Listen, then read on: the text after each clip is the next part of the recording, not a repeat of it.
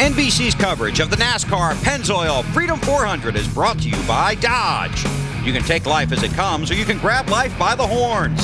Dodge. By Pennzoil, we're driving protection. By Budweiser, with the crisp, clean, refreshing taste you'll find in no other beer. This Bud's for you. And by Motorola. Check out the smartest new wireless technology at Motorola.com. Tony Stewart is the leader of the Pennzoil Freedom 400, 250 miles in. Stewart leading at this mile-and-a-half track is quite a familiar sight. This is the third running of this Pennzoil 400, and both previous editions featured Tony Stewart leading the final lap, taking the checkered flag. 1999, Stewart with the victory, while Dale Jarrett wrapped up the NASCAR Winston Cup Championship that day. Then last year, Stewart dominating the race, while his Joe Gibbs teammate Bobby Labonte claimed his first NASCAR Winston Cup trophy and almost dropped it as soon as he got it.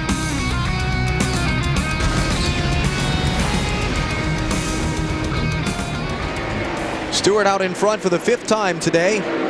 Seems like between people playing strategy on the pit stops, he's losing the lead on pit road, not because his crew's not working well, but because other people are taking 2 tires, and then he's just marching right back. How about Bobby Labonte, his teammate? Currently in 11th position. He's about 10 seconds behind Tony. The 66 car, directly in front of Bobby Labonte, is in 10th. That's Todd Bodine.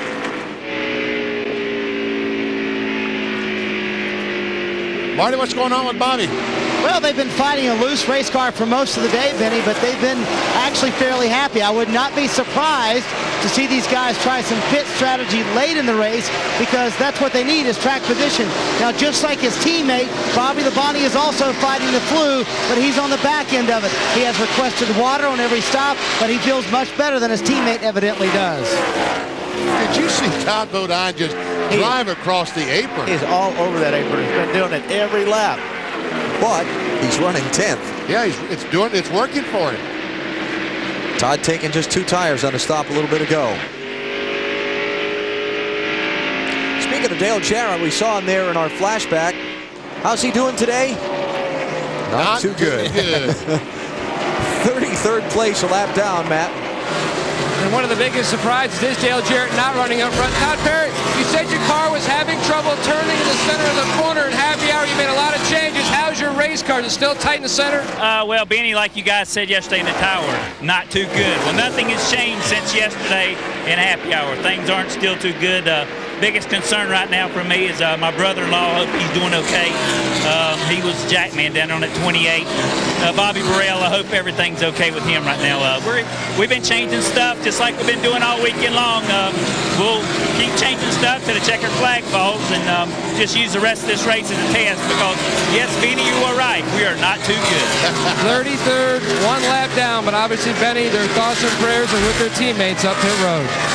I didn't realize that John Bryan was Debbie's brother. We've gotten to know John and all those guys on the 28 car pretty well. Most of us take a charter back to Charlotte, and those guys are on the airplane. And right now our thoughts are with them. Exactly. Again, an accident on pit road at lap number 111. 2 members of the Robert Yates Racing team have been transported to local hospitals for treatment. Bobby Burrell and John Bryan, and we'll continue to pass along further updates as we get them. Kevin Harvick took 3rd spot away from Ricky Rudd before, just a moment ago, while we were talking to Todd Parrott, and had a moment just after he did it. Kevin's car's a little bit loose as well, but he's still pretty fast, so he must be pretty comfortable with it being loose like that. Looking down on the Homestead-Miami Speedway, courtesy of the United States Army, an Army of one. There are 212 ways to be a soldier. Find out more at GoArmy.com. Oh, Ricky's using all that racetrack, getting off the corner, trying to get as much speed as he can out of this 28 car. He only changed 2 tires the last time. A lot of the competition changed 4. That's Casey Atwood, who was right behind Ricky Rudd, trying to creep in and take a spot in the 19 car. Casey started on the outside of the front row, has led 15 laps of this race. Did it back from lap 64 to 78. And now just past 250 miles, he's still hanging in there with a good run. So what about Jeff Gordon? Damage on... Listening to he and Robbie Loomis talk. Damage on pit road, leaving at lap 148. Fell from 9th to 27th after an extra stop for repairs. Billy's gained a few of those spots back. Yeah, but right now Ricky Rudd's got him right where he wants him, back there in traffic, and as you heard just moments ago, bad loose. In fact, it was a little more descriptive than that a few laps earlier. Very badly loose race car. He's back there in traffic. He got trapped behind John Andretti for a number of laps, could not get around the 43.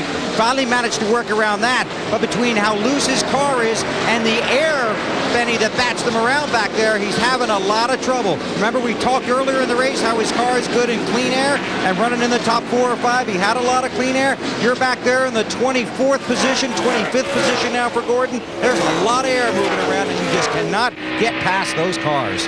That's one thing that Jeff Gordon, Robbie Loomis, that entire crew, that's what they try to do, is stay up front, because this car runs beautifully in front, but it really struggles when it gets back in traffic. 370 or better at the end of the day, and Gordon wraps up the Winston Cup title. Less than that, it goes to Atlanta at noon Eastern time next Sunday on NBC. And get back to what Benny was talking about. The reason for that, these cars, they're so aerodynamic. You need all that air pushing down on the car by yourself to get the most grip as possible. When you're around other cars, they're kind of robbing you of some of that air, so you don't have the full downforce that you would all by yourself. Kevin Harvick, Ricky Rudd, Casey Atwood, and Bill Elliott racing for 3rd, 4th, 5th, and 6th behind Tony Stewart, just past 250 miles.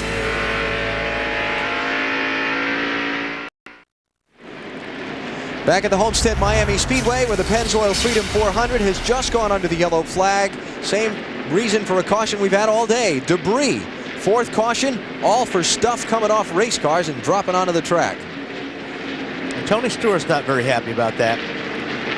Every time he sees the yellow, he sees his lead disappear. Less than 30 laps from the last set of pit stops. We'll see some people try 2 tires here. Will Jeff Gordon try 2 tires to make up some of that lost track position? I think you have to, don't you, BP? I mean, that's the only way you're going to pass 15 cars. Matt? And the leader, Tony Stewart, the first time today they will make a wedge adjustment as Jeff Gooch Patterson made it in the left rear. 4 tire change, and they're going to make an air pressure adjustment in the right rear because Tony said his car was too free from the center off. To Bill. Ricky Rudd is a man driven right now, racing to stay in the championship chase, racing for his fallen teammates here. They were injured earlier. This is a 4-tire stop. Watch the guys on the left front for the 21 Busch team. A long stop. They had to take 4 because they took 2 last time. But look at Jeff Gordon. He comes out right behind Ricky Rudd. Big. Tough situation for Rudd's team. Bringing in substitute players, and you know, they're going to have a slower stop than the guys that would have normally been there, and it cost him some spots and put Gordon right up on his bumper. Yep.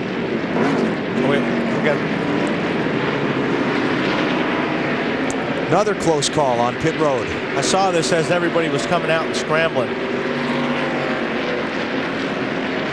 Watch right here, the 19 car comes out, and it's almost in the same situation, and there's the 28 right to his left again. Mark Martin on the brakes. Well, he just barely goes by the crewman on the 43 car, the tire carrier, as Casey was leaving the pits.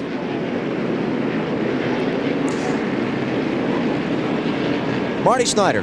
Well, Sterling Marlin came down pit road 8th. Allen, remember, took 2 tires last time. He talked about the car being tight. This time 4 tires. They talked about strategy also at the end of the race, wanting to do 2 tires under green. If it is under green at the end of the race, they took that round of wedge back out of the car. Today, Burns. Marty, Jimmy Spencer was running 14th. They took on 2 tires only, and he's all the way up to 2nd now. Now, that's a good gamble for them because the last time they took on 2 tires, they had a good run. The very last time, they took on 4 and made a big adjustment that helped him get better off the corner. So, the 26 team are making the right calls, and Jimmy's car is getting better. Got a lot of guys have taken 2 tires on this stop. We'll reset the situation for you and come back for the restart after this on NBC.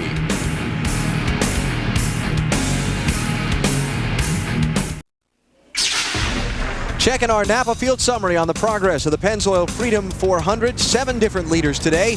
Bill Elliott and Tony Stewart have led the most laps. Sterling Marlin, Kevin Harvick, Casey Atwood, Mark Martin, and Michael Waltrip have also led. No cars out of the race.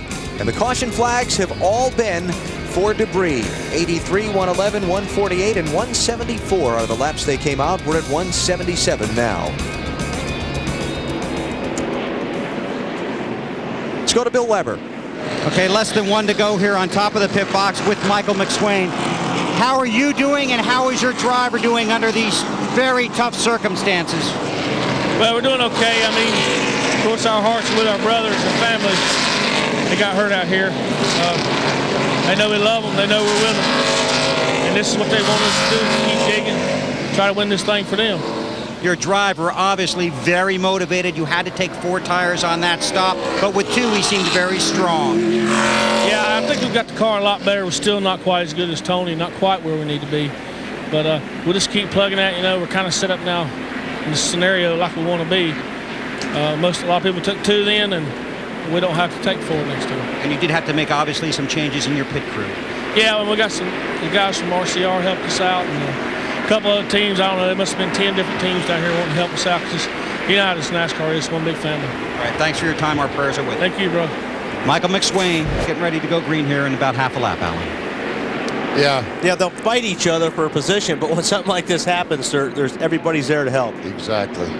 Ricky Rudd, as a result of having to take those 4 tires, fell to 15th place for the restart.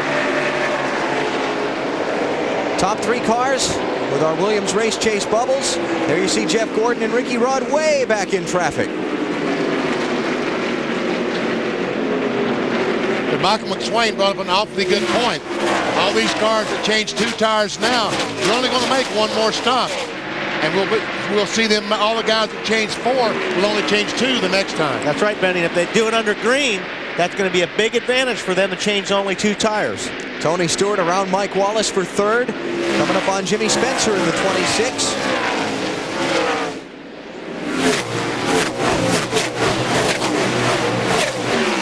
And your leader is Kevin Harvick. I counted 7 cars that just changed right side tires on those pit stops. Harvick, Mike Wallace, Jimmy Spencer, Terry Labonte, Michael Waltrip, Johnny Benson, and Kenny Wallace. And this is the 2nd time in a row that Kevin Harvick has only changed 2 tires. He must be planning on those left sides going the rest of the way. Sure doesn't look all that uncomfortable for him. No, I mean, he's running very well, but really, how's he going to change 4 the next time? Here comes Stewart, 2nd spot. Couldn't quite cut under Spencer off that corner. But Jimmy's going to give him that position into 1.